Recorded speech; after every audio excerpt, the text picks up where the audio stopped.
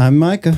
And I'm Rachel. And you have discovered The Fountains of Youth, the podcast for those seeking to stay forever young in mind, body, and spirit. Is it possible the two youths? The two what? It's gonna be lit. Micah! All right, welcome back to The Fountains of Youth. Let me ask you a question. Have you ever watched someone make choices that were clearly hurting them and wondered why they won't change? You know, maybe it's a teenager, maybe it's a friend, maybe a family member, or maybe it's been yourself. Why is change so hard, even though we know it's what we need? Well, today's guest spends every day helping teenagers answering that very question.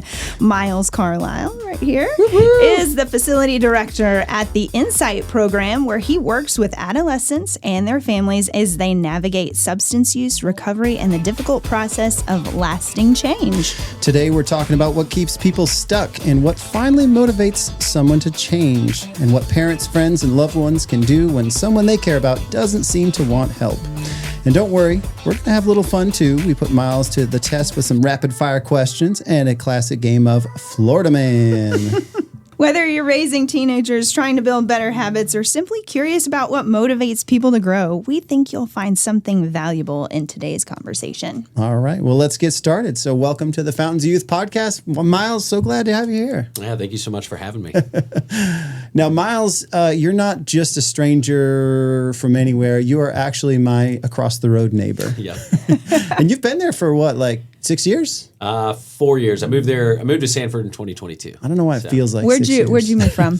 So I was living in Cary before that. Okay. My office is actually in Cary, but it was like I moved here from Georgia in 2020. Okay. I was like, I'm going to wait for the housing prices to go down and all that, and then it didn't happen. No. And I was like, all right, well, I might as well. Here we Not are. at that time. Yeah. So All right. Well, we like to start off with some fountain moments. So, Dr. Myers, have you had any fountain moments? And of course, Miles, these are things that we've done lately that have helped us feel like young, because the Fountain of Youth, from history, you probably have heard of that, Fountain of Youth. Yeah. And, so we think there are lots of little things that you can do to stay young and stay, active and alert. So, Dr. Myers, what do you got for us today? Well, my love language, I know I said if there was a love language last time, but really my love language is quality time. And so being a little girl, you always get, in which you have a little girl. So eventually you'll know, we like sleepovers and we like hanging out with our friends and just to sit down and watch TV with someone when you feel that comfortable. Yes. So I recently got a chance to sit down and watch 5 Star Weekend, which if your wives have not watched it, they need to. It is so good with Jennifer Garner. Okay. And So it's just a movie. When did it come out? It's a TV Oh, it's a TV series. show. Yeah. You got time for a TV show? I know, right? I thought it was a movie. Young And so I parents. was like, I can do that. And then I was like, oh, it's a TV show. But then we watched 2 episodes and ate got popcorn and charcuterie and wine. It was wonderful. It filled my cup up. So that's awesome. Yeah. I felt is this a on little Netflix or where do we find this? Apple. Oh, okay. Yeah. I don't know if I have that. This episode sponsored by Apple. Apple. Fantastic. So, Miles, have you done anything lately that's helped you feel young and attached to the next generation, maybe? Yeah, pretty much every day. But I would say what's the most recent thing? So we did a wrestling event at our office in Charlotte, and we hired a bunch of amateur wrestlers that You have space for wrestling in your office. love yeah. that. So all of our offices are office in the front, and then just giant Party in the flat back. space. Party in Yes. The mullet of offices. Yes, exactly. That's so awesome. our back is just a warehouse area that love we that. call the shop. And so Okay. we And- put a wrestling ring in there. Yeah, the we invited octagon. the parents and the kids and did a huge Nice. wrestling event, and it was awesome. It And was you like got our in there? WWE. Oh, no. Come no, I on! would've- So it was funny. We tried to get them to do it, and we are like, hey, let me and Morgan, you've met Morgan. I love Morgan. Oh, yeah. So Morgan and I, we got these fur coats, and we were like, all right, we're going to have our own wrestling personas. Yes. And So And you have your own music this is when fake you walk wrestling, out. not Yes, the real fake deal. wrestling. So you're all breaking tables and WWE. stuff, but Yes. not actually hurting each other. And our idea was we're going to go out there, we're going to talk a bunch of smack on the mic and get the whole group hyped up, Morgan, Miles, go. And then we were like, we'll just have them clothesline us and just get taken out immediately. And they just drag us out of the ring. Right. And but so the guy was like, hey, man, I'm just telling you, the guy who's willing to do it, he takes us seriously. Oh. And he was dear. like, I mean, he might hurt you. And we were Yeah. like, all right, we're good. Like, we're just trying to have a little fun. good. So. Just joking. But yeah, that was the most recent event. That was at the end of June. Yeah. So that was really fun. That's awesome. Yeah. I back in Texas when I was in chiropractic school, just to make a little extra money, I was a ring girl for an amateur like WWE. No, you weren't. Yeah. awesome. And there was a guy in behind the sines, like he was a regular dude, and like I would chit chat with him. And one night he was his persona was like a real weirdo. Yeah. But he was fine behind the scenes. And this one night, like we go out and he just like totally was super weird. And I had just gotten off the ring, and then he comes over and he just licks my face all the way up. And I was like, what? I don't even know this person that well. But it You're is like, crazy all that Is there a persona point where you know stuff. someone well enough to allow them to look at this? No, Okay, I'm just curious. but definitely not that guy. Not that guy.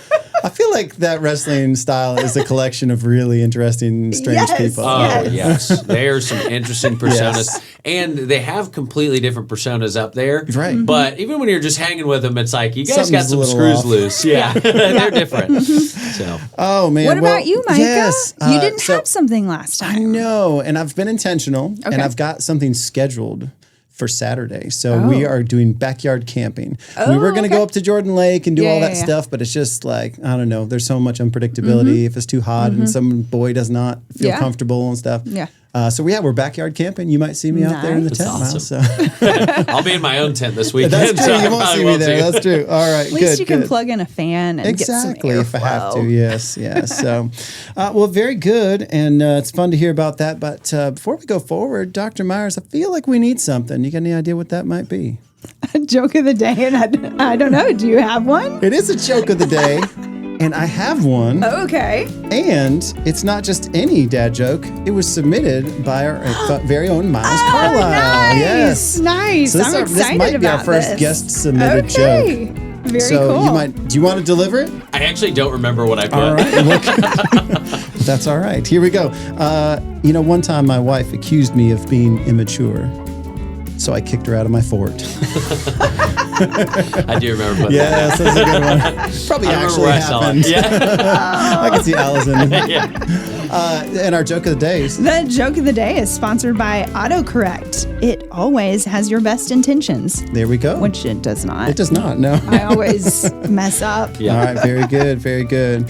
All right, well, we're going to do a few more jokes later on because that is one of our games. But before we get too far along, we got to know a little bit about our guests. So we're going to learn about your background, your work, and your family. So just give us a little snapshot of what things are happening in your life. Okay. So you want me to start with background first? Yeah, sure. Okay.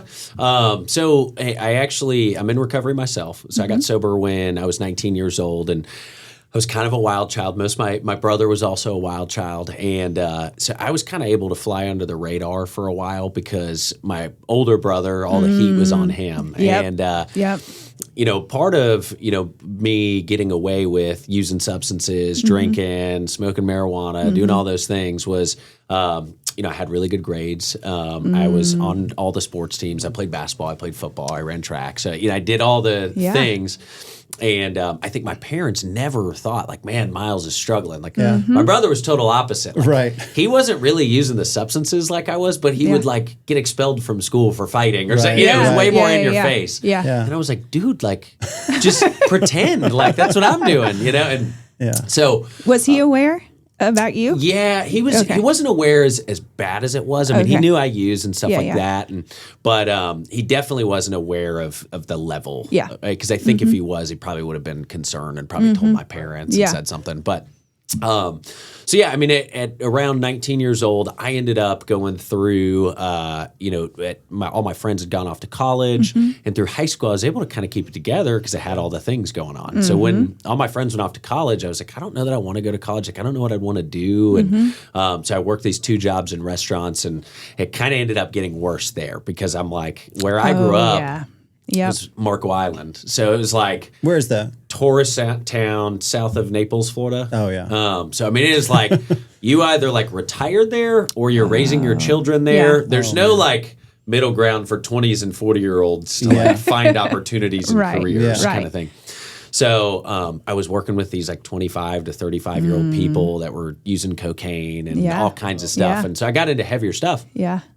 And that's where it started to become evident there was something going on with me. My parents started to pick up on it. And were you living with them at the time? I was, Okay. yeah. I was living at my dad's house, and I ended up actually, he caught me stealing from him. And so I was stealing money from him, and he ended up confronting me and kicking me out of the house and was like, call me when you want help. And that was probably the best thing my dad could have ever done for me. Yeah. Probably the hardest thing he ever had to do. Super hard. Yeah.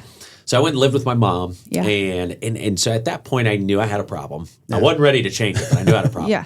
And I was like, I had these different ways of thinking of like, I'm going to slow down, I'll cut back. And then I had this idea, like two of my buddies were going to University of Florida, and I was like, I just need to like get out. And so I moved to Gainesville, Florida. My buddy let me move in with him, and I was like, I'll stay there for a couple of months until I get on my feet, get my own place, and then I won't know where to get any of the hard stuff. Like, I'm still going to drink and use marijuana, but I'm not going to do the hard stuff. And so I moved out there.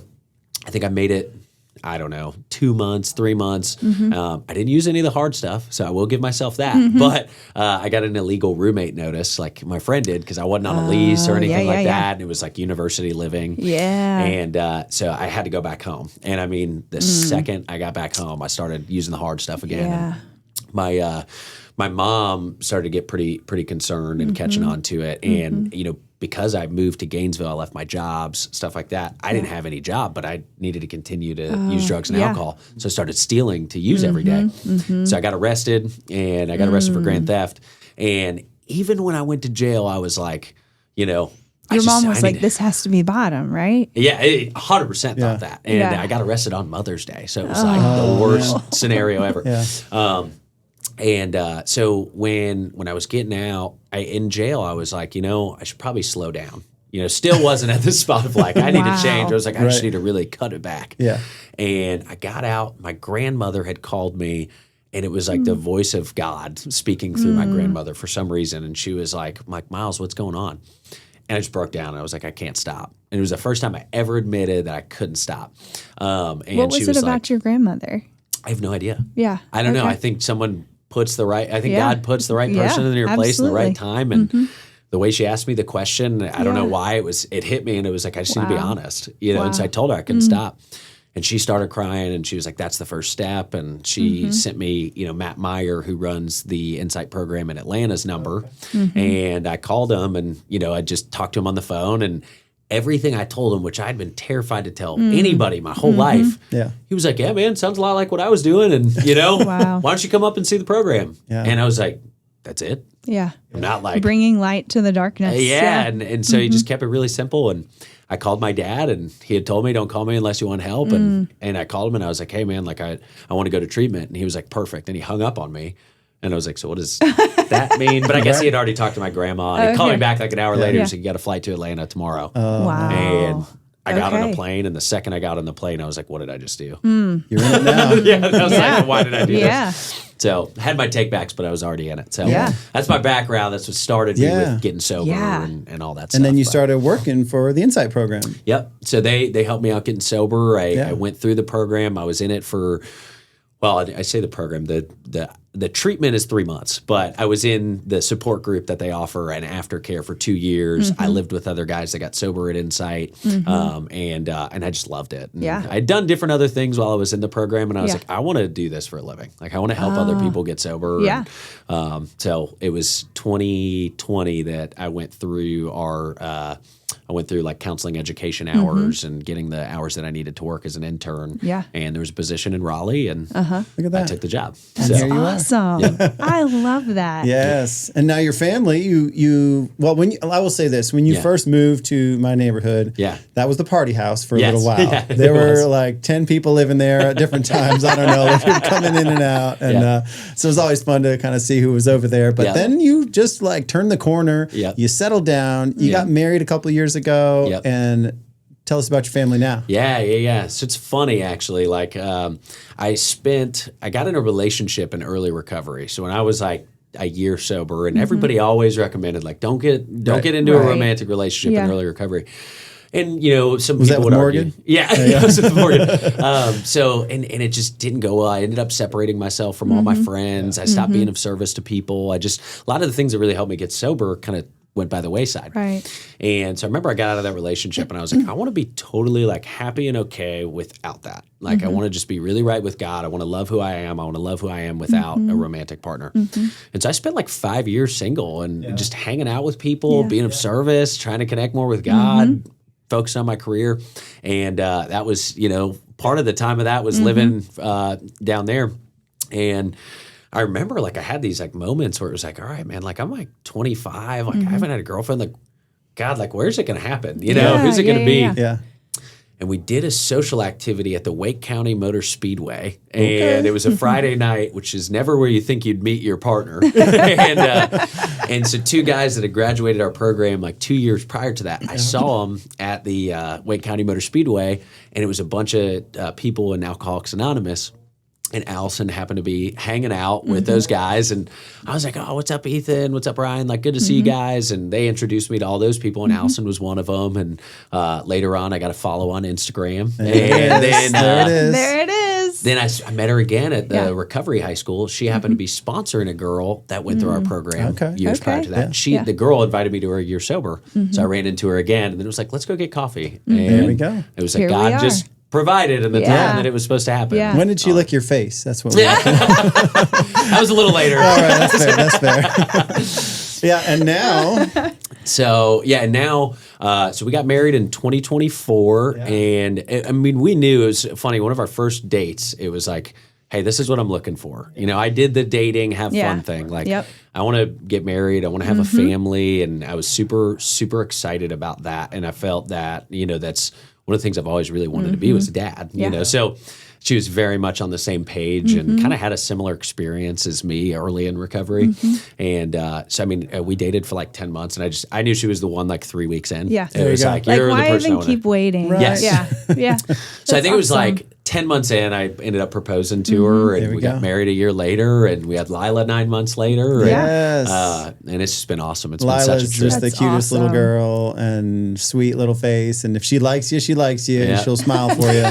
But as soon as something happens, strong she opinions. will let you know she's not happy. She's very opinionated. She's the best. But Oh, well, that's fantastic. And I love that. I love seeing how you're growing as a person too, just to see. It was always fun. You just never know when fireworks are going to be lit off in our neighborhood. And if they are, that's going to be you at the party house. But that's changed now. And you're out there mowing the lawn and, doing the dad things. Yeah. And I love seeing you out there pushing the stroller while you're making business deals on your phone. That's awesome. Yes. Well, thank you for sharing your story. Because I think, I know, like, we all go through our own things and our own seasons of things, and you're going to be able to reach people I could never reach, right? And just that you followed the Lord's calling to stay there and to keep on working with these families and the youth. So it's really awesome. Yeah, no, I appreciate and it's encouraging to me. I have teenagers. I have a son who's 21. He's in the military, and so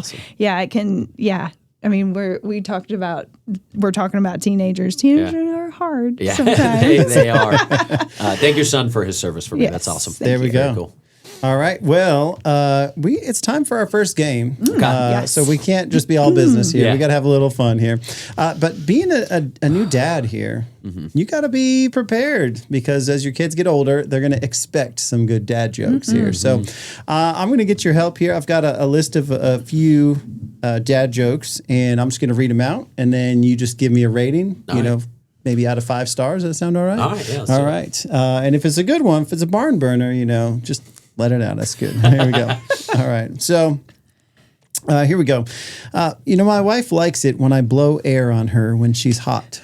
But honestly, I'm not a fan. I actually like that one. That was good. I didn't expect it to go that way. I'll give it 3.5. All right. 3.5 stars. He's holding out. Dr. Myers. I'll go 3. 3? All right. Here we go. How about this one? I didn't like the beginning of it. All right. Here we go. I've been bored recently, so I've decided to take up fencing. The neighbors said they'll call the police until I put it back. So relatable. Have you done that? No, I actually haven't. I'm gonna go 3. 3? Yeah, I like the other one. What is 1 bad? Yeah, one good? 1 is poor. Okay, 5 I'm gonna stars. It's just like a say hotel. 2. 2? Okay, so not a huge fan. Wah, wah. Not a fan. All right, here we go. As a dad, it breaks my heart to see how quick my kids are to blame others. They get that from their mother. 4. Oh, no. I'm going to say 1. Ooh, all right. Then I'm going to change it to 5. I'm just kidding. Yes, there we go. All right, here we go. I told my girlfriend she was drawing her eyebrows too high. She looked surprised. That's a 5, That's a 5. That's a good. 1,000%. That's a good. I like All right, we'll take that. Yeah. I'm not going to say who this was because they might be embarrassed, but getting Botox, they were getting so much Botox that somebody looked at them and said, "You look really surprised." Because their eyebrows. Anyway. You know you've got to hand it to short people because most of the time they can't reach it. I'll go 3.5. 3.5? Yeah. Not bad, not bad. I'll go 4. All right, good. My wife thinks it's weird that I stare at the window during a heavy rainstorm. Be a lot less weird if she just let me in.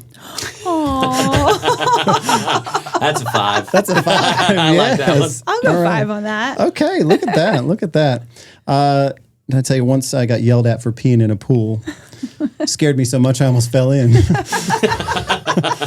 That's a 5. That's a 5. Yeah. We're crushing You got it some here. good ones. This Can is you good. imagine if you saw that though? Like seriously. Well, I'm glad you're just doing it in the open, unlike all these children that have been doing it this whole time. Oh man! All right, I was washing the car with Liam the other day. He said, "Can we use a sponge instead?" I like that Yeah? one. Yeah. 3. I think it's good. I'll go 3. Okay, that's good. That's good. When my wife is sad, I let her color in my tattoos. Turns out she just needs a shoulder to crayon. I'm going 2. I liked that one. 4. I told my new neighbor I've got a half brother. He asked, "Different dads?" I said, "No, shark attack." That could have been you and your friend that were like, or no, it wasn't. That was crocodile. It could have been Something? me in several situations. Yes, I don't even remember. the alligator with Cain. Yes, that's or what the it sharks was. with my wife. Yes, it could have been any of those things. You could be yes. a half brother today. What's the difference between a golf ball and a Land Rover? What? You golf, don't you? Yeah. Yeah. So what's the difference between a golf ball and a Land Rover? What is it? Tiger Woods can drive a golf ball over 300 yards. That's a 5 out of 5. Yes. That's the best one. For sure. All right. We'll go for a little cheesier one. If Pac-Man owned a chocolate factory, what would he be called? What? Willy Wonka, Wonka, Wonka, Wonka, Wonka. That's good. It's a good one for the kids. It's good. I'll say 4. All right. I agree. I bought my blind friend a cheese grater. He said it was the most violent thing he's ever read. That's so terrible. That was good. That's a 5. I would say 5 too. It's so sad and dark. Oh dear. All right. Well, we got some good jokes in there, and that was fun. Yes. Thank you. Before we get too far, we're going to go into some questions. We want to get to know you a little yes. deeper, of Yeah. course, and ask you some tough questions. Before we do, though, we need to get our Gen Alpha vocab lesson. You're talking with yes. Gen Alpha now. Okay. The Gen Zs Yeah. have graduated. They're Yep. off to college, and we're dealing with these Gen Alpha. And they have new words. This week's word is cracked. Have you ever heard someone is cracked at something, Miles? Yes. You've It heard means that? they're really good at something. I mean, if you could be more right about that, Wow. he is cracked at Yeah. knowing Gen Alpha. Okay. That's right. I won't know all of them. Have you heard that term before? No. Cracked. All right. No. So we had a lot of negative things like things Yeah. are buns or selling or Yeah. whatever like that. But pushing P was really Pushing good. P was positive Yeah. and cracked. Yeah. You're cracked Okay. at something. Yeah. All right. Okay. I'm Seems like going it to try wouldn't to be good. use that in normal lingo. Yes. I tried to do that when I picked up the kids the other day with Yes. pushing P, and I they like were like, no, Yeah, Mom. get away from me. Yeah, that's the thing. They can say it, we can't. That is true. That is true. But I mean, between glazing and cracked, we're like pulling Yeah. all the pottery terms out of Yeah. retirement. So this is Yeah.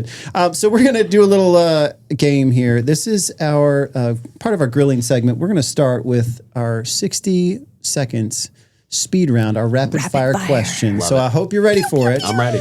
Last week we got 20 questions. We did 20? in Okay. 60 seconds. So Wow. I think you can beat that. I like These it. are, some of these are like either or. Yeah, so that Yeah. should help you out a little So bit. I think you can do more Okay. for sure. Okay. And if Haley listens to this, she's going to be She is very wanting, competitive. rematch.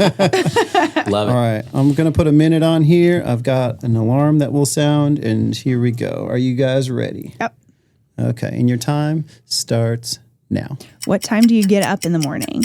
9 a.m. Coffee or tea? Coffee. Sweet or salty? Sweet. Beach or mountains? Beach. Cats or dogs? Dogs. Introvert, extrovert? Extrovert. Dolphins Super Bowl in the next 5 years? Yes or no? No chance. Favorite board game? Secret Hitler. Your daughter's first word? Mama. Better neighbor, quiet or helpful? Helpful. Early bird or night owl? Night owl. Favorite season? Summer. Pizza or tacos? Tacos. Text or phone call? Text. Books or podcast? Podcast. Biggest pet peeve? Oh, gosh, that's hard. Loud people. Favorite family tradition? Christmas, I don't know. Disney or Universal? Universal. Cook or order out? Order out. Most used emoji? Cry laughing face. Bad. I'm gonna What was that? All right. 20. That was 20. Right at 20, most I used needed emoji. 21. I needed one more. Wow. Yeah. That I was took good. too long in the pet peeve. Yeah, the pet peeve one. Well, 21 was going to be hard. Best dad advice. Yeah. Oh, That's gonna yeah, be tough. that would have been tough. Yeah, there's a couple of tricky ones in there. But great job, 20. That ought to do for tying the record. So that's pretty good. And we got to know some things about you. So Yeah. good job. Well, good stuff. Let's get into it here. You've gone from, we talked about your journey going through the Insight program. What made you want to work with teenagers though? Because that's like, Hard. They're different animal. Like I worked with teenagers. We worked with one of the same guys who was in your program, was in one of my classrooms. So what made you want to work with teenagers in the first place? Well, so I mean, I got sober at 19. So I was. You were a teenager. Yeah, I still was a teenager, Yeah. and ultimately, like I think, I was hanging out with like our group. Treatment is separate, but the sport group is together. So 13 to 25. And really? Okay. And yeah, I just loved it. I mean, it does. It really does keep you young. Like I think the idea of working with adults probably at some point would be the thing. But I really thoroughly enjoy working with teenagers. I think they're the hardest population to work with, and there's something about that I just love. You're up for the challenge. Yeah. Yeah. That's really good. Yeah. That's very good. cool. So what's the biggest misconception people have about kids who don't want help? Because you're dealing with, I mean, it's hard to get my boys to do some of the things they need to do. And some of the people we work with at the Restoration Center, like you can want it for them all you want, but that's not going to bring about change in their life. So what's the biggest misconception you think people have about those who don't want help? Yeah, no, that's a great question. So I think there's two things, right? Number one is people don't know what they don't know, right? So like for me, when I pictured sobriety and being sober, and I'm going to talk specifically in terms of addiction and getting off drugs and alcohol, but you don't know what you don't know. And for me, I thought of like, man, I'm going to go get sober. Like life's going to be in black and white. It's going to be boring. I'm going to go to my 9 to 5. I'm going to get home and go to sleep and do it again the next day. Like that's what the thought was. And I didn't even know what treatment was. I didn't know what any of that stuff was. I thought it was like I'd go to some building with bunk beds and dry out, you know? And so 9 out of 10 phone calls that I get is a parent saying that I'm really concerned about my kid and I don't know what to do. And I ask them like, hey, has your kid been honest with you? Do they have any desire to change? 9 out of 10 is like, no, like we don't even really know fully what's going on because we've only caught him. And so we only know what we've caught him for. Yeah. And I always encourage them like, man, start with just bringing them in to meet with us. Like, Okay. and for us, like we specifically don't charge for an evaluation and having them come to a couple 12-step meetings and stuff because we want them to get that exposure, you know? And so I'm like, just bring him in for an evaluation and it's going to go one of two ways, right? Like he's going to show up and he's going to be like, who's this guy? Shut up. Like you're an idiot. I don't want to talk to you. Or we're going to talk, we're going to hang out. I'm going to tell him my story. I really do understand using drugs and alcohol and why someone would want to do it. I didn't stop because I didn't love it. I stopped because of my circumstances and the consequences, you know? And so I really connect with them on that. And then I invite them to something. What does the eval look like? Eval is, I meet with them for 30 to 45 minutes. I tell my story. I try to build some rapport and get them to be willing to talk to me about what's going on and what they're really doing. Because Parents not in there. no. Yeah. No. Okay. I meet with them one-on-one Yep. and I meet with them first and then I talk with the parents afterwards. And really my goal is, I know I'm not going to unlock anything in 30 to 45 minutes, you know. My goal is, can I get him to have enough fun with me to be like, dude, just come check out the meeting. You have nothing to lose. Worst comes to worst, you check it out and it's the lamest thing in the world. No sweat off my back, no sweat off your back, like great. And more often than not, I'd say 80% of the time, they're like, all right, like I'll go check out the meeting. And they hang out with a bunch of teenagers that are like them, that stopped using drugs and alcohol because of the consequences and are like, dude, like come do this thing. Like, hey, let's go play this game. Yeah. And they feel loved and they feel important. And I think the biggest thing is, other people loving them more than they love themselves, you know? So I wasn't willing to stop. I didn't really want to admit that I had a problem. I think other teenagers unlocked.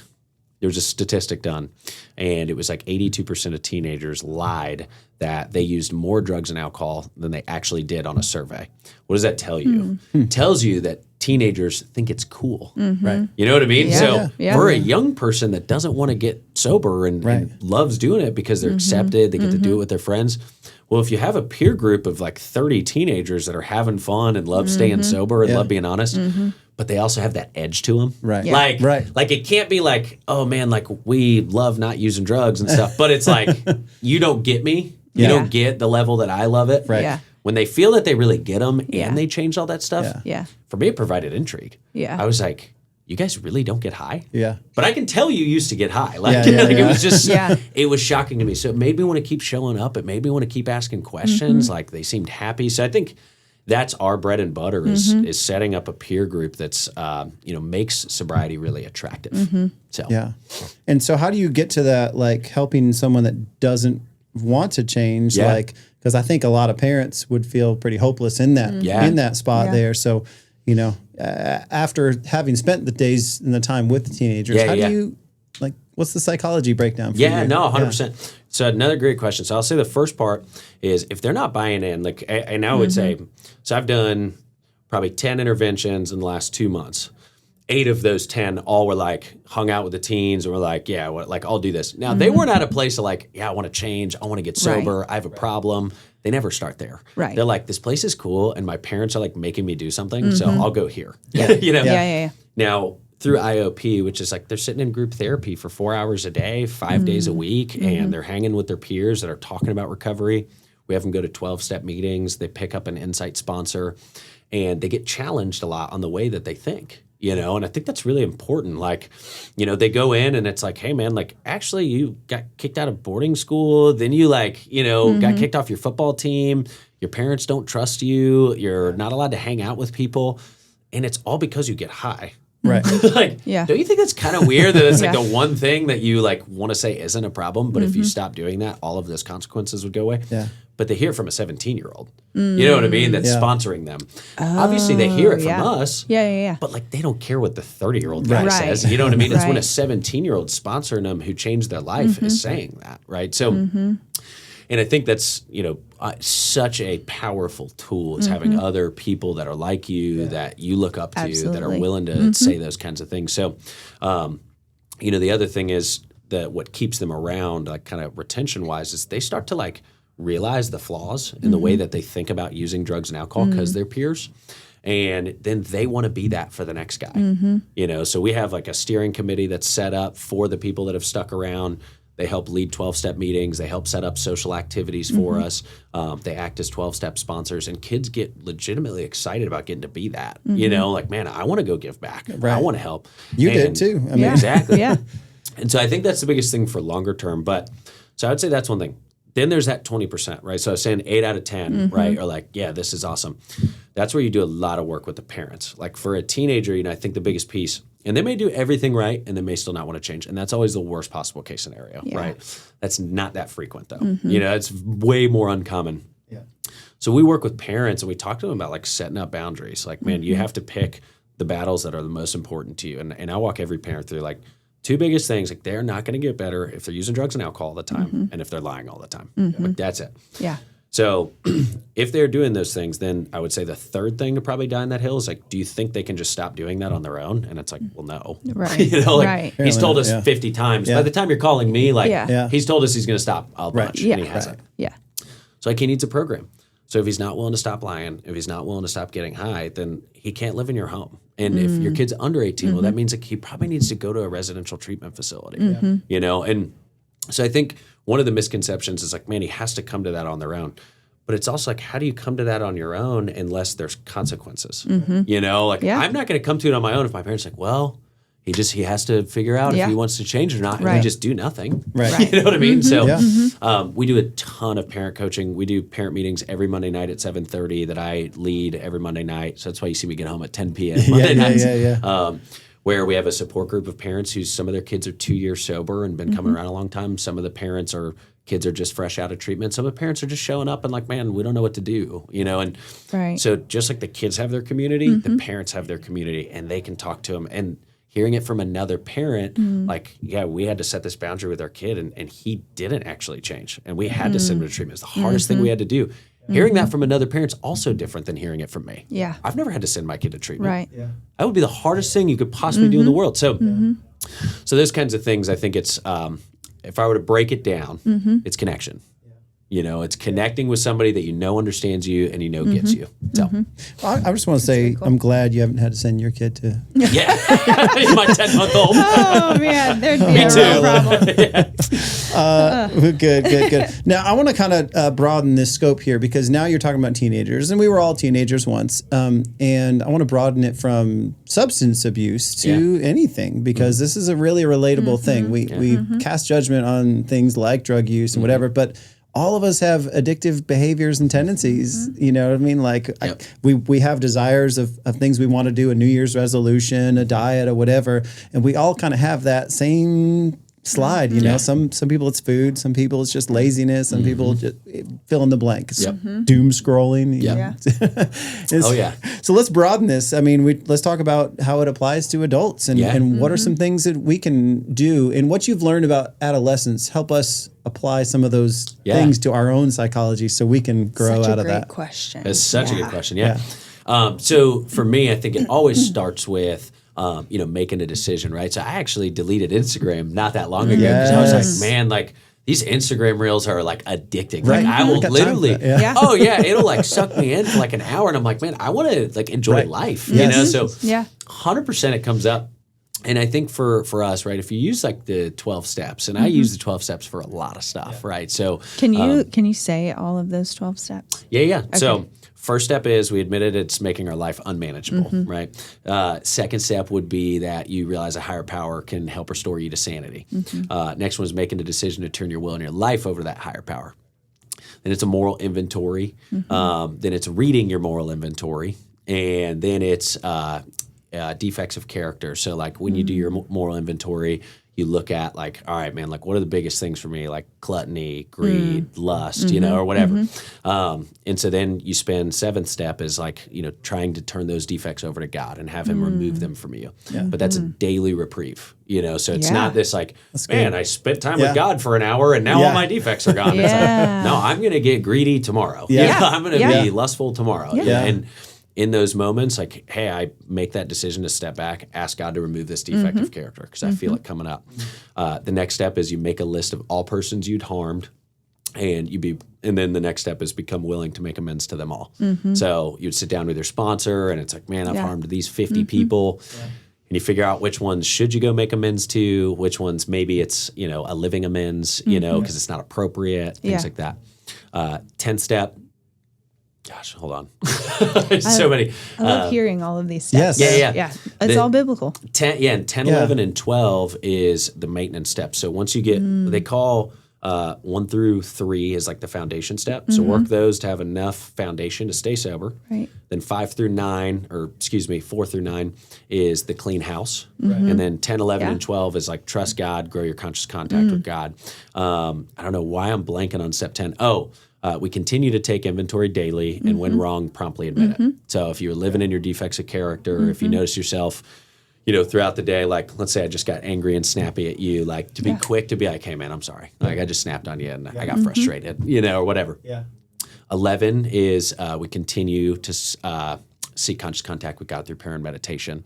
And it suggests in the big book, like at night, like So if you didn't catch yourself in the moment and your defects of character, make a little inventory at night. Like, man, did I get angry? Was I fearful? Was there things I could have done better? And so you do that at night just before bed, a quick list. And then the 12th step is service, giving back to other people and trying to carry the message to the next person. So Like, that's the 12 steps. I hate to say it, but it's biblical, like all of it. Well, the whole thing, I mean, I don't know. I feel like we just had like the best church we've had. Yes, I know. Because that is like everything that you kind of should hear, do. but it's like very clear in order. And like, why aren't we doing every Sunday should be all 12 steps or like walking through everybody? Because that's the thing is I think a lot of church is a cover up, you know what I mean? Like, and hide what you want to hide, whatever. Yeah. But like, if we can all take this journey together, Yeah. no matter where you are in that, you're like, you know, we all have stuff. Yeah. I mean, like, I love, obviously, like, bringing light and recognizing I've got a sin, I've got a thing, I need to confess that to God. Yeah. But, like, in the Lord's Prayer, we're supposed to also be talking to the person that we've wronged. Amend it. Yeah. Right? Yep. So that's so beautiful. Yeah. It's very cool. Yeah. I love that. The guy who wrote it,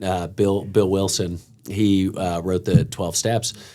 And there's a like funny story about it. Like when he was writing the steps, like it was like, man, like it was like something just took over my hand, you know, and started writing it. And the 12th step was the last one when he was trying to help other people get sober and nobody was staying sober.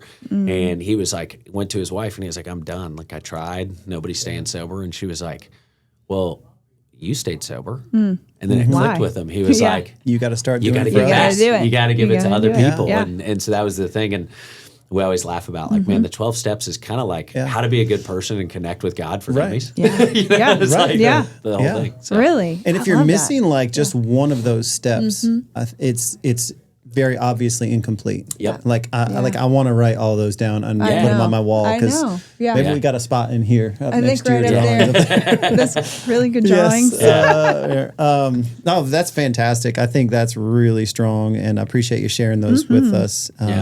Man, But you were talking about like how can we kind of apply this? Yeah. I'm sorry, I asked No, you no, those because yes, I didn't we're know in it. them. Yeah. So I usually use 1 through 3 when it comes to like new addictions that Right. come up in Yeah. my life. So like with Instagram Reels, right? Like it's a dumb one, but it disconnects me from God. Like there's no way for me to connect with God when I'm on Instagram Reels and life and stuff like that. So I realized it was a problem, right? And then it was like, okay, cool. Like I have this insanity to like pull my phone out and just get on it, even though I know I don't feel good about it when I spend hours on it.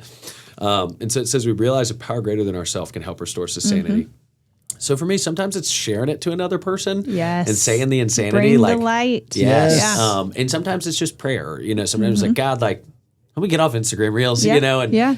then that next step is the third. We made a decision to turn our will and our lives over. It's like, I could go to you and be like, man, like I really want to get off Instagram Reels. And then you're like, yeah, you should. What are you going to do? And then I go get on Instagram Reels, right? It's like, well, am I really making that decision to turn my will and my life over to God, right? Or say your addiction is romance, right? And that's when you're in a toxic relationship, right? Like, romance novels. yeah, whatever, right? That is the thing too. That is the thing. Oh my gosh. You know, those ones are huge for, Yeah. you know, I think realizing it's a problem in your life and being willing to share the insanity. And a lot of times that one can go deeper. Like that one would be a full blown, I would go 1 through 12 with that. Yeah. You know, do an inventory on your past romantic relationships, you know, take a look at the defects. What are the fears? Why do you continue to go back to it? You know, all that stuff. It's, and then bring God into it. Yeah. You know, So you said like it was do an inventory and then what was that? What was it after? yeah. So you do an inventory and then you read it to another human being. Oh, okay. And I think that's a really important part because I think we try to hide in the shadows Yes. of it. You know what I mean? And it's there's Man. something really powerful about being willing to say the things that you want to take to your grave to another person and having them still love you. Yeah. You know, you realize like, oh, we're all just Yeah. defectual people. Yeah. We're all humans. Yeah. You know? Yeah. Yeah. So Man, that brings everything home for us because, you know, we talk about all of these things you mentioned have come up in other episodes, and we talk about friendship and having like a deep friend that you can share stuff with. Like that's so critical. And each of these steps is just a piece of what we preach all the time here. Yeah. And so thanks for tying that all together. Yeah, for no, us. it's very cool. Yeah. Very cool. Thank you. Yeah, absolutely. Good. Well, I would love to keep this going forever, but let's wrap this up with a challenge of the week. What is something that people could do? Just anybody listening right now, they're sitting there. Maybe they are scrolling Instagram. Maybe they're maybe they're into drugs. Yeah. Maybe they lick faces. I mean, it could be any kind of thing. They're we help addicted to those crazy wrestling, people? fake Yeah, wrestling. Yeah, my challenge would be, I would say, get off your phones Yeah. and connect with people. Yes, be present. People are important. Yeah. Yeah. So the owner of the program that I work for, we were talking about it, and we were like, man, like, I think it would do so well in the world today if you just created, some kind of restaurant where you go in and you sit down and you're not allowed to be on your phone and you have to sit with It random people. took out everyone's People phone be sweating. as soon Yes. as they walked in. Yes. And you get sat with random people and you got to just hang out with them. Yes. You know, and- yeah. I like it. But it's true, right? Like, Yeah. I think we're all craving that connection, but then we have so much distraction and so much opportunity to not connect. And That's so I think exactly what the enemy wants, though, yeah, right? absolutely. So, I mean, I know for me, that's what it constantly is. It's like, okay, what are the things in my daily life that get in the way of just connecting, right? Yeah. So I challenge you to get off your phone, Yeah. hang out with your friends, hang out with your family, just Get talk to connected. them.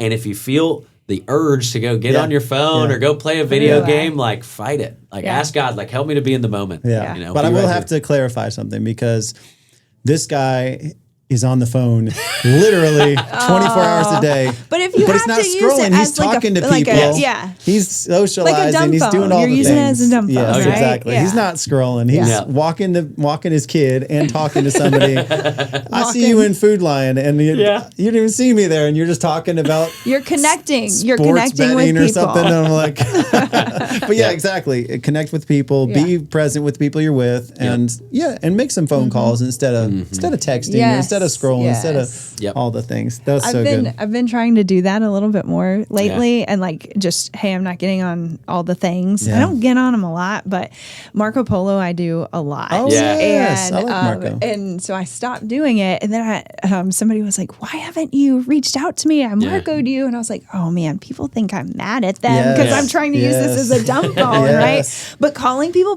think it's weird now, yeah. He's right? strange weirdo. Yeah. Oh, I the am a young weirdo. people, we encourage them all the time, like, call people and Yeah. say, why Ew, would how do I you do that? Yeah, and it's cool. Like, we see them now, Yeah. like, they'll call each Yes. other, they It's get on the phone. good. It's good. It's good stuff. Yeah. That's awesome. So this new restaurant idea that you've Yeah. got, what are we calling this? Because I'm in. Oh, that's a good question. Yeah. Connection. Yeah, we could just Yeah. call it the social or See, something. back Or in the the social. old West, you'd have to like check your gun at the door. Yeah. Oh, you For the check same your reason, phone like at just the check your phone at the door. I like and, it. Yeah, Yeah. I'm all in for that one. Well, awesome, Miles. Thank you for that conversation Yeah. and the encouragement. And I think I mean, this is not a conversation just for parents that have kids that are struggling. It's not a conversation just for kids. It's for everybody. Yeah. We just have to identify and go through those 12 steps. And I think We all have things doing it a lot. every single day. Right? Exactly. Yes. Yep. Wake up in the morning Yep. and go through those 12 steps. Like, Yeah. why not? It's a daily reprieve. Yeah. Yep. That's so good. Yeah. All right. Well, this was fun. And I think it could be more fun if we wrap up with a little game. So Okay. Love it. we like a little competition here. Okay. The first one wasn't really competition. Now it is on. Okay. So we played a game in season 1, episode 4 called Florida Man because our guest at the time was a Florida man, a former Florida man. You are a true Florida man. Yes, I am a true Florida you man. Might, He's very excited right now. some of these might be you. So You here's pulled out how- my old article. yes. So what I'm going to do is I'm going to read a headline, and I'm going to say Florida man every time. Okay. But some of them are actually a North Carolina man. Florida man attempts to run to London across the Atlantic in a homemade hamster wheel. Was it indeed a Florida man, or was that somebody in North Carolina, Outer Banks, just going for it? You go first. Oh, okay. I'm going to say Florida man. Florida man, Miles? That one's hard because I feel like on a hamster wheel makes me think like more southern, for some reason. But I feel like you would go first one as a Florida man. So I'm going to base off that and say Florida man. This guy's all in Okay, the good. psychology. Well done. 1 but point each. they can be fake too, right? Or it's just it's one or Florida or North Carolina. So wow, because I was Yeah, really so like, I buckle feel down. like that Be could ready. be fake. What? no, that's a real one. This person. All right, here we go. Florida man breaks into zoo and feeds hot Cheetos to an alligator. Florida Yeah, man. it's a Florida man. That is a Florida man. Well done. All right, how about this one? Speaking of breaking in, Florida man breaks into stranger's house just to pet the family dog. That sounds like a Florida man. Really? Okay, I'll go North Carolina. Okay, Dr. Myers Yes! with a slight lead here. That is a North Carolina man. All right. Florida man calls police to report his marijuana dealer because he thinks he was ripped off. Florida man. I'm going to say North Carolina. It's a North Carolina man. Dang! Are you even from Florida? No. Well, technically, she's got is North North Carolina. I was gonna say. Try has not done any of these Yeah. things, by the way. All right, here we go. Florida man breaks into jail to spend time with his friends. Definitely Florida man. I'll say Florida. It is a Florida man. Well done.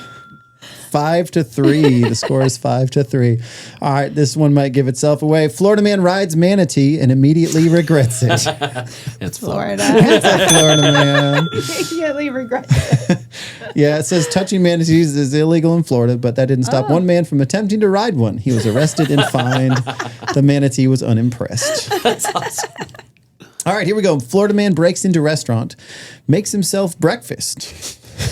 North Carolina. Yeah, I'm going to say North Carolina. North Carolina? He was a Florida man. Dang. Florida man broke into a restaurant at 3 a.m., cooked himself breakfast, and fell asleep on the premises.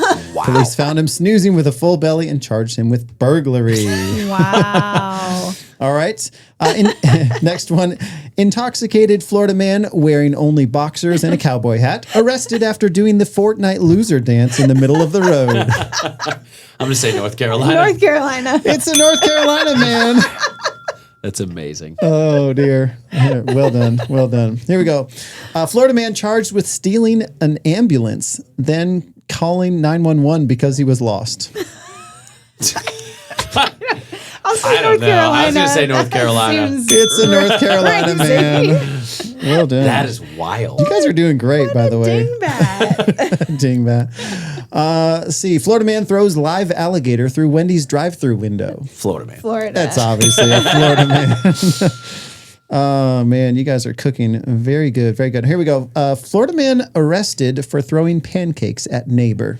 I'm going to say North Carolina. Yeah, I'll say North Carolina. Florida man. Says in dispute over noise, a Florida man decided the best course of action was to throw pancakes at his neighbor. He was arrested for battery. The pancakes were Are you reportedly still joking? warm. Did it actually say battery? I just read that. I was like, wait a minute. That is crazy. Yeah. So next time you're loud over there, here come the pancakes. Yeah. Oh, That person man. still had to make their flapjacks and get them ready Right. to be thrown. Yes. Florida man arrested after trying to cash a fake $1 million bill at Walmart. I'm going to say North Carolina. I'm going to go opposite just because I need to get a lead on you. Florida man. It's a North Carolina man. I got to start going opposite if I'm going to catch up. That's though. true. That's true. You got to pre-decide so you Yeah. can't change. All right, here we go. Florida man tries to rob bank with a demand note written on the back of his own prison paperwork. I'm going to say Florida man. Florida. Yeah. It's a North Carolina man. North I should have Carolina waited for you to man. go. Then I Right? could have said North Carolina. Florida man arrested after trying to barbecue stolen sea turtles. Florida, It's a Florida man. Florida man. So terrible. That is insane. Last one. Florida man denies drinking and driving. Says he only drank at stoplights. North Carolina. North Carolina. That's Carolina. So, really? No way. Florida man. I feel like that's a North Carolina person. 100% Wow. seems like I North think Carolina. it's some of my husband's Well played, everyone. We've got kin. a final score of 10-8 in favor of Dr. Myers. Good I'm win. sorry, I should have let you win. No, I it know. happens. You've been out of it a little bit long. Yeah, I've been here I've been out of 9 years now. I've been out of Florida, so it's been a minute. Were any of these your friends? That's what we need to know. Yeah. Could have been a couple of them. I haven't talked to many of them in a long time, but definitely could have been a few of them I used to run around with. All right. Well, this has been a fun conversation. Yeah. Before we go, Dr. Myers, you got something you found online. This is wild. Are you ready? I'm ready. I know you've been waiting for this. I've been waiting for this one. It's the Kentucky meat shower. Have you heard of it? No. Okay. In this day in history, because this was how many March years ago? 3rd, 1876. 1876, 150 years ago. All right, what happened? Okay, is one of the strangest documented weather mysteries in American history. It was in the community or near the community of Olympia Springs. A farmer's wife named Mrs. Allen Crouch was outside making soap when chunks of meat reportedly began falling from the sky over an area about 100 by 50 yards. Witnesses described meat pieces ranging from flakes to chunks about 2 to 4 inches across. The fall lasted only a few minutes. The meat appeared fresh when it landed, and several people even tasted it, saying it resembled lamb or venison. What? I like it. I'm No, in for it. Kentucky. This This is is- 1876. This is like Yes, manna. in Kentucky. Yes, It's yes. I like it. I would not have tried that meat. Would you? Ooh. No. If it smells good, it's good. Especially I would from cook it. where I would cook it. Especially from where it came from. But where did Yeah. it come I'd from? be like, this is The terrifying. sky. Yeah. Somebody blasted it or something. I don't know. I mean, the Wrights brothers didn't invent. Well, that's what I was going to say, because I was like, it wouldn't have well, been. maybe somebody was flying meat, and then I was like, wait a No, second. no. There's no planes yet. Yeah. So give us your best theory in the comments of why this happened here without looking it up. Scientists said that it was a sign from God. Scientists. There we said go. this. The 1876 scientists. I'm going to say like a blast zone. It was like something. Blast zone, and then it just know. like. I don't Something. know. Yeah, I mean, it has to be something like that, would be my guess. Yeah. But I'm Maybe like, there was like a famine happening there. There we and go. Yeah. the Lord just blessed them with Hooked 'em lamb up. and Amen. venison already cut and up. prepared Yeah. for them. All right. He said you guys are going to be cracked with food. Yes, cracks. All right, Miles. Well, thanks so much for being here. We appreciate you sharing your experience and reminding us that real change isn't something we can force. It's something we have to be willing to embrace.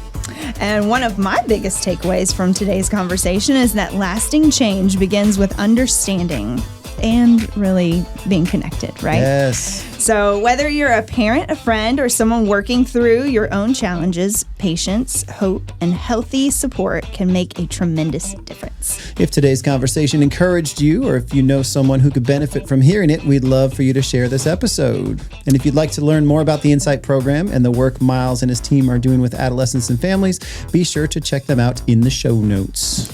Remember, staying young isn't about avoiding challenges, it's about continuing to learn, grow, and becoming the person you're meant to be. Thank you for listening to the Fountains of Youth podcast. Until next time, keep growing, keep learning, and stay young in mind, body, and spirit. Yes. Micah! Oh, man. Well, that was fun. That was cracked. That was cracked. Yes, that was cracked. This It is wasn't great. buns. Are you glazing right now? Hey. What is it they say now? They say chill with the glaze. Chill with the glaze. Yeah, bro. whenever you're Chill saying with the something nice to 'em, glaze. like, chill Yeah, with the chill with glaze. the glaze. I like that. That's our next one.